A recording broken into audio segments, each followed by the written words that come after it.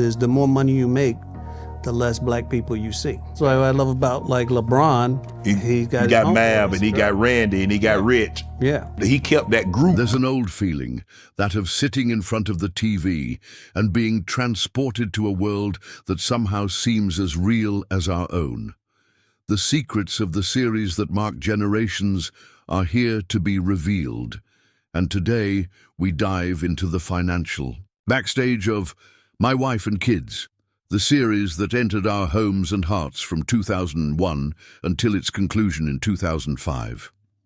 That opening vignette with the Kyle family dancing to the sound of Tyrese's I Like Them Girls still resonates in our memories. But have you ever stopped to think about how much it cost to bring this unforgettable family to our screens? Get ready to discover numbers that will surprise you. Did you know that each episode of My Wife and Kids cost exactly $1.2 million to produce?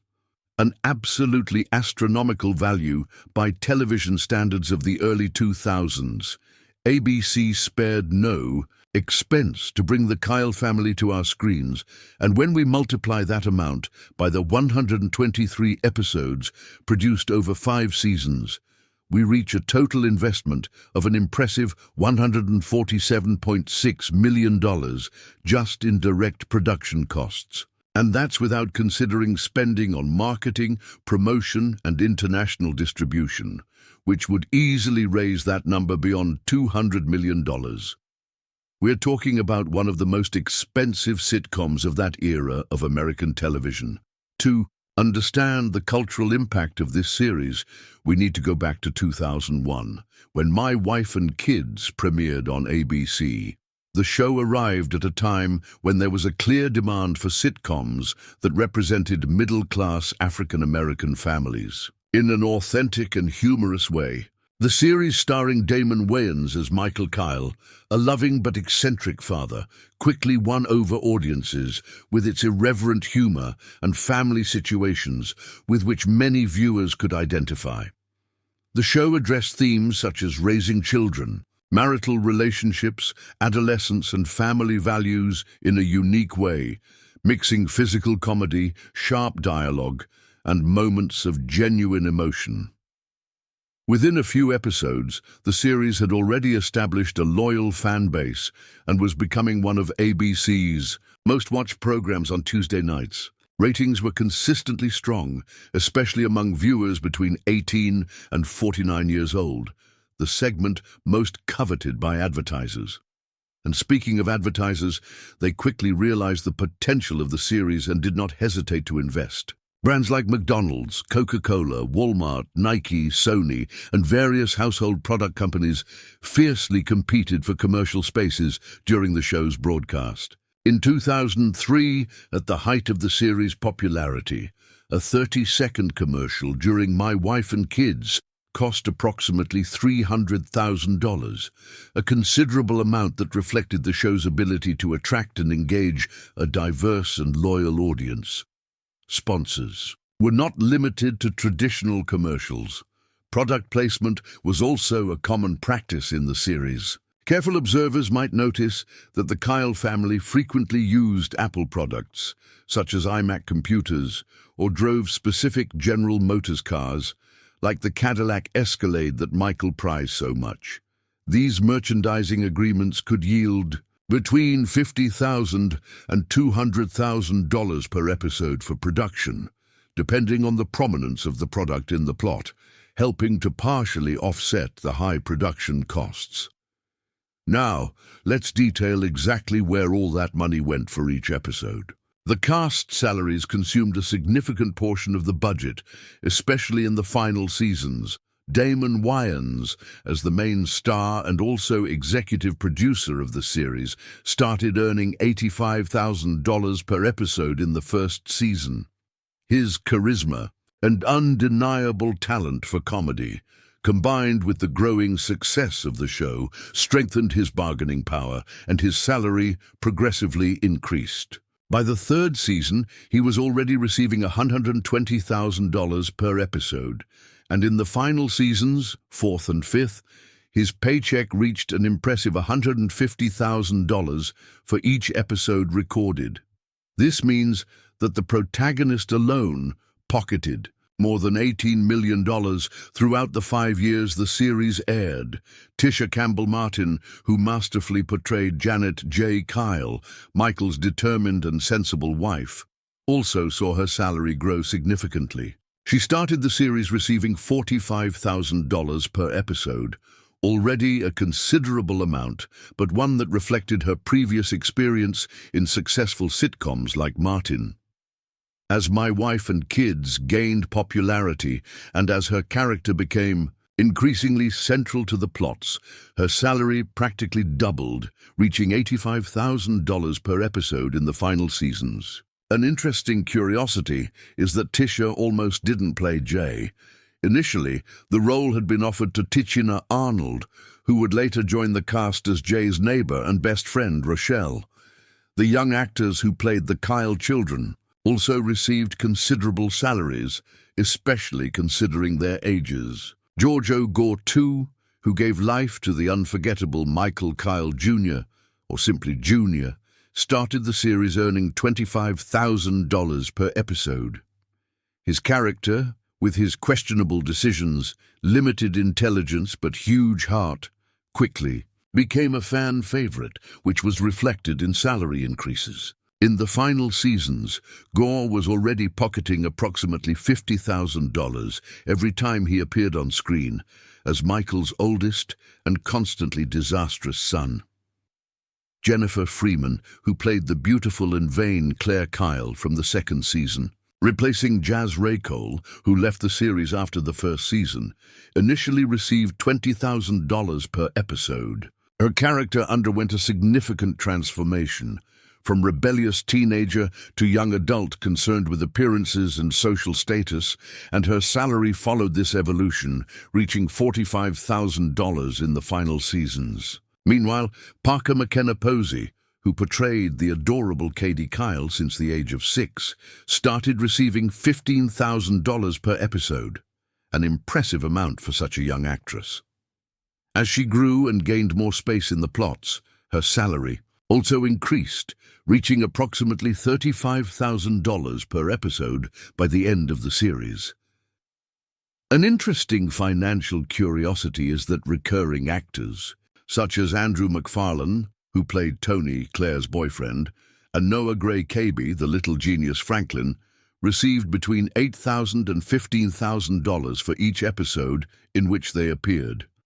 Even actors with special episodic appearances, such as some of the famous guests who passed through the series, including Terry Crews, Shaquille O'Neal, and Michael Jordan, received fees ranging from $5,000 to $30,000, depending on the size of the role and the duration of the scenes.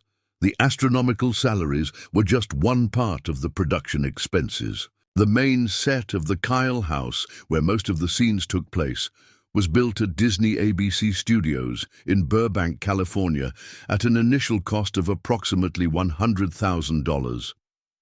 Maintenance of this set, with occasional updates to reflect changes in the house, such as when Michael renovated the living room or when he transformed the garage into his man cave, cost about $15,000 per season. Additional sets, such as Michael's workplace, first his truck store, then his fitness gym, the children's school, or locations like restaurants and stores, cost between $20,000 and $40,000 each, depending on the complexity and screen time. Wardrobe was another significant component of the budget. Jay's stylish clothes, Michael's characteristic sportswear, Claire's fashionable outfits, and Junior's unique looks totaled approximately $10,000 per episode. The costume team took special care to reflect each character's personality through their wardrobe choices, from Michael's occasional suits and colorful shirts to the more extravagant clothes Junior often wore. A curious detail is that some pieces of Michael's wardrobe were actually inspired by Damon Wayans' personal preferences, who had considerable influence on the creative direction of the series.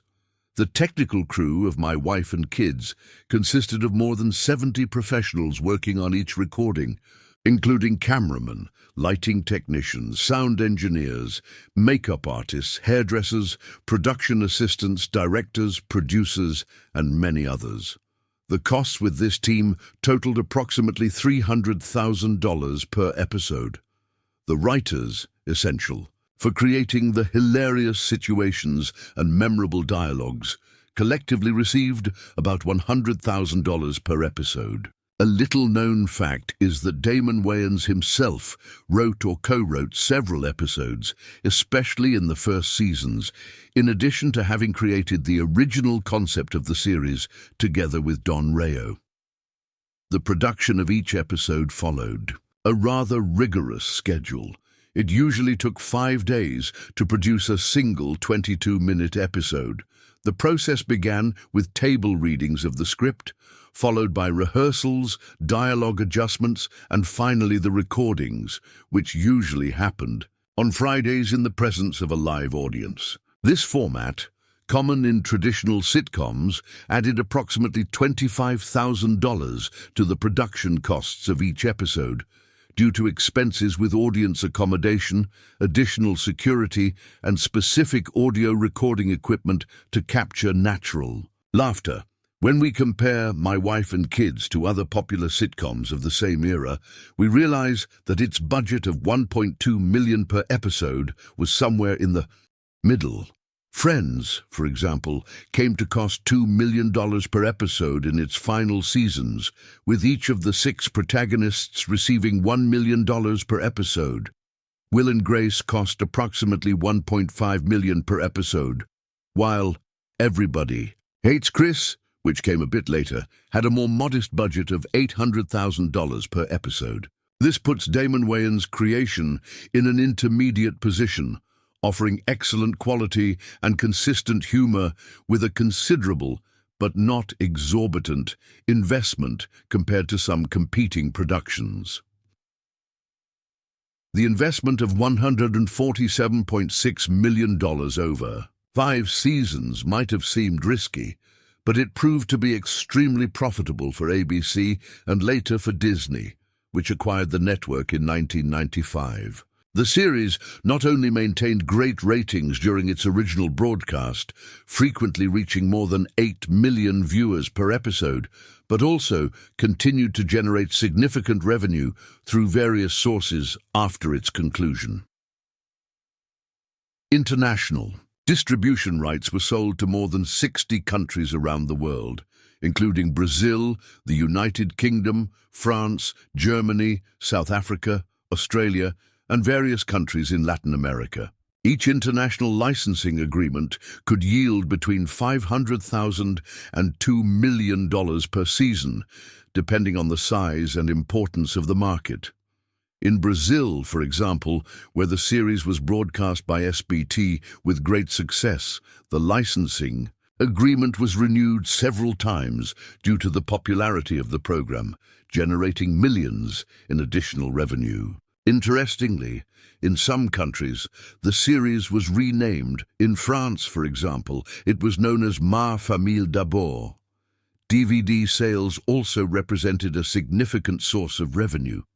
The 5 complete seasons, released between 2004 and 2008, sold approximately 1.5 million combined copies in the United States alone, generating more than $45 million in additional revenue. Even with the decline of the DVD market in the following years, the series continued to be sought after by collectors and nostalgic fans. With the rise of streaming platforms, My Wife and Kids found a new life and a new audience. The streaming rights of the series were licensed to various platforms over the years, including Hulu, Amazon Prime Video, and, in some countries, Netflix. Although the exact values of these agreements are not publicly disclosed, they are estimated to have generated tens of millions of additional dollars, especially considering the enduring popularity of the series among new generations of viewers. When we add all these revenue sources, original broadcast, Advertising, product placement, international distribution, DVD sales, and streaming rights. It's safe to say that My Wife and Kids generated well over $500 million in total revenue, representing an exceptional return on investment. For its producers and for ABC Disney, what makes this investment of $147.6 million even more remarkable is the enduring cultural legacy that the series created. Iconic phrases like, "Don't make me put you up for adoption," or "That's what I'm talking about," became part of popular vocabulary. Characters like Junior, with his unique combination of naivety and good heart, or Michael, with his unconventional approach to fatherhood, continue to be references when we talk about memorable sitcom characters. The Kyle family dynamic, simultaneously chaotic and loving, served as inspiration for various other family comedy series that came after. Furthermore, My Wife and Kids helped to consolidate the space for sitcoms centered on African American families in mainstream television, paving the way for shows like Blackish, The Carmichael Show, and Family Guy. The series proved to executives and advertisers that authentic stories about diverse families could not only attract a broad and varied audience, but could also be extremely profitable. When we think about all the money invested, the millions spent on each episode, the growing salaries of the actors, and the bets made by ABC, it's clear that every penny was worth it. My Wife and Kids wasn't just a ratings success or a financially lucrative venture. It was a cultural phenomenon that continues to resonate with new generations, almost 2 decades after its final episode. And what about you? What's your favorite memory of this family that made us laugh so much? Do you remember any specific episode that marked your childhood or adolescence? That moment when Michael discovered another mischief from his children, or when Jay brought order to the house with her unique wisdom? Share in the comments your personal connection with the Kyles and how this series, which cost a small fortune to produce, impacted your life and your most cherished television memories.